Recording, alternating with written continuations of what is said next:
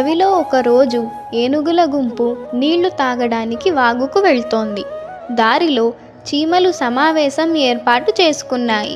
చీమలను గమనించిన ఏనుగులు అక్కనుంచి వెళ్లకుండా వాటిని తొక్కుకుంటూ వెళ్ళాయి. ఏనుగుల దాడిలో కొన్ని చీమలు చనిపోగా కొన్ని తీవ్రంగా గాయపడ్డాయి. నీళ్లు తాగి తిరిగొచ్చేటప్పుడు ఏనుగులకు ఎదురుగా నిలబడిన చీమలు ఇలా అన్నాయి: మీరు చాలా బలవంతులు, కళ్ళు బాగా కనిపిస్తున్నాయి, కానీ మాలాంటి చిన్న ప్రాణులపై మీ బలం చూపించడం తగదు అని ప్రశ్నించాయి. దానికి ఏనుగులు, అది మా ఇష్టం, మాకే సలహాలు ఇచ్చేంత గొప్పవారా మీరు అని గర్వంగా చెప్పాయి. ఏనుగులకు ఎలాగైనా బుద్ధి చెప్పాలనుకున్న చీమలు వాటిపై దాడి చేశాయి. చివరకు చెవుల్లోనూ కళ్ళలోనూ కుట్టాయి.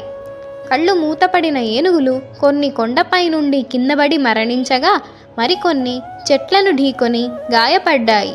మనకు బలం ఉందని ఇతరులను తక్కువగా చూడకూడదు.